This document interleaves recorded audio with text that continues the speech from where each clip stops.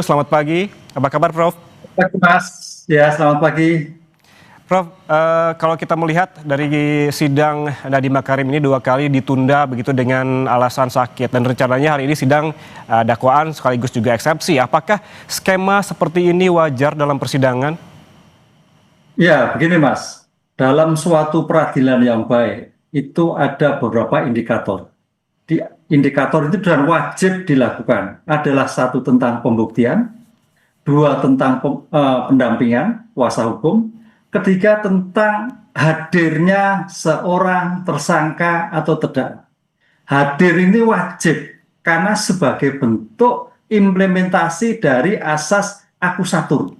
Apa akusatur? Akusatur yang meletakkan seseorang tersangka, terdakwa sebagai subjek yang sama. Itu yang menarik. Beda dengan dulu, kalau dulu sebagai objek dipaksakan.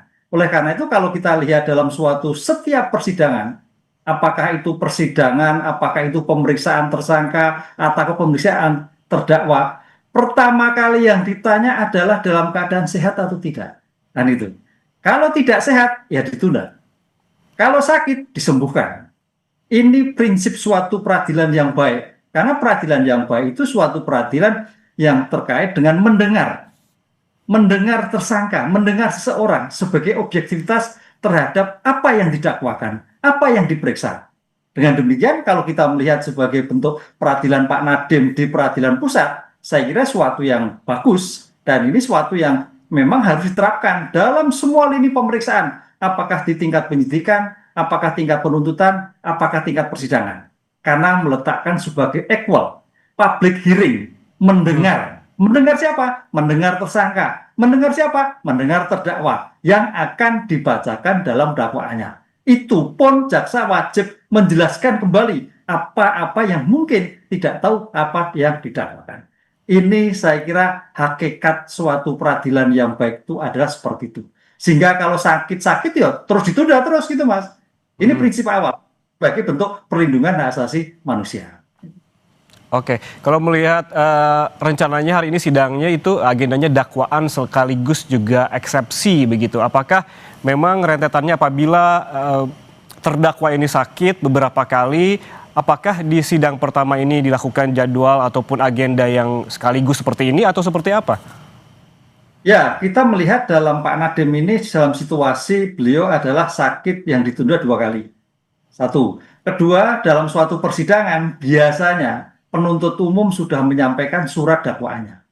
Surat dakwaan untuk dipelajari penasihat hukum sebagai bentuk equal.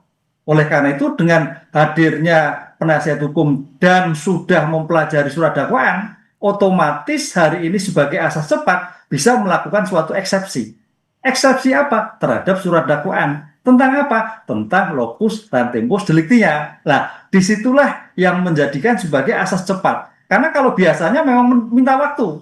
Karena kalau sudah lihat seperti ini kan karena sudah mulur berapa kali sehingga sebagai bentuk peradilan cepat toh sudah disiapkan semua. Saya kira suatu langkah cerdas, tepat, penasihat hukum sudah mempersiapkan eksepsi terhadap surat dakwaan yang sudah dibuat oleh penuntut umum. Sehingga hari ini bisa cepat, besok ke depan tinggal melihat putusannya apakah eksepsinya diterima atau ditolak oleh majelis hakim.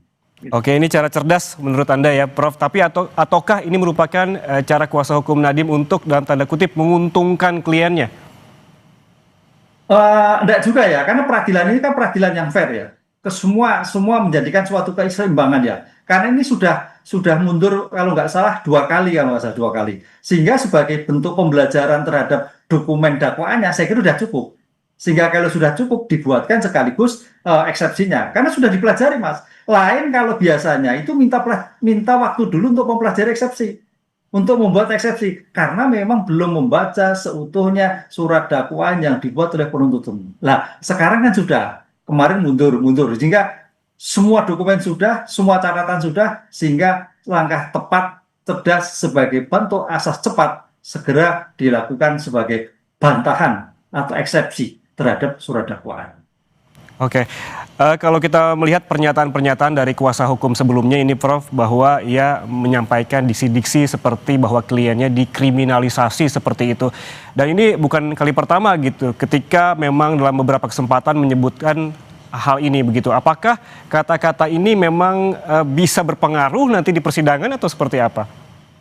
Ya, dalam hal peradilan pidana, bicara hukum adalah bicara bukti. Bicara bukti, bagaimana bukti-bukti yang dilakukan oleh penuntut umum, bagaimana bukti-bukti yang untuk menyanggah yang dilakukan oleh penasihat hukum. Ini suatu sebagai equal. Dan kita harus melihat ya, dalam suatu persidangan ini, pandangan penasihat hukum itu adalah objektif yang subjektif, kan itu. Objektif hukumnya, subjektif mewakili kepentingan kliennya. Lain dengan jaksa. Jaksa adalah subjektif dulu, mewakili negara, mewakili rakyatnya, baru objektif terhadap hukumnya. Lah, ini suatu sisi pandang tidak pernah ketemu. Lah, ketemunya itulah makanya di dalam suatu persidangan untuk dibuktikan bersama-sama. Jadi saya kira suatu yang wajar kalau penasihat hukum menyatakan dikriminalisasi dan sebagainya, itu pandangan subjektif. Harus seperti itu, Mas. Karena untuk kepentingan kliennya. Lain dengan penasihat jaksa, pandangannya berbeda lagi. Nah, di situ dalam suatu sistem peradilan pidana seperti itu. Makanya di sini hakim nanti akan melihat objektif hukumnya, objektif perkaranya. Gitu. Apabila kita melihat lagi nih Prof, kuasa hukum Nadiem ini diganti dengan pengacara ex-Menteri Perdagangan Tom Lembong yang sempat divonis 4 tahun 6 bulan meski disebut tidak menikmati hasil korupsi. Tadi Nadiem juga disebut telah mengabdi kepada negara terkait dengan jurnalis Kompas TV bertanya begitu kepada kuasa hukum Nadiem terkait juga soal kriminalisasi ini. Disebutkan oleh pengacara ataupun kuasa hukum Nadiem bahwa Nadiem ini disebut telah mengabdi kepada negara. Apakah Anda melihat ada upaya kuasa hukum untuk mengarahkan kasus Nadiem ini seperti Tom Lembong?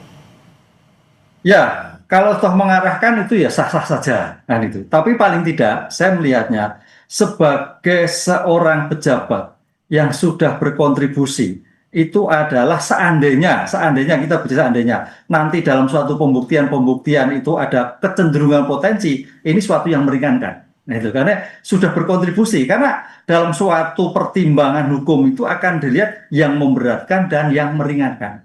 Apa yang memberatkan? Misalkan berbelit-belit, tidak jelek, tidak kooperatif dan sebagainya. Yang meringankan apa? Oh, ternyata terkait kondusif. Kemudian terkait dengan bahwa dia punya kontribusi pada bangsa negara, kemudian memperlancar jalan suatu persidangan dan sebagainya. Itu saya kira suatu yang sangat baik dalam konstruksi suatu persidangan, karena bagaimana juga ketika hal-hal yang meringankan ini menjadikan suatu ditelaah oleh majelis hakim betul, wah itu sangat meringankan sekali seandainya dalam suatu putusan itu nanti ada suatu pembuktian terpidana, kan itu Mas. Ini yang saya kira penasihat hukum mau laksana memang dalam rangka untuk kepentingan kliennya.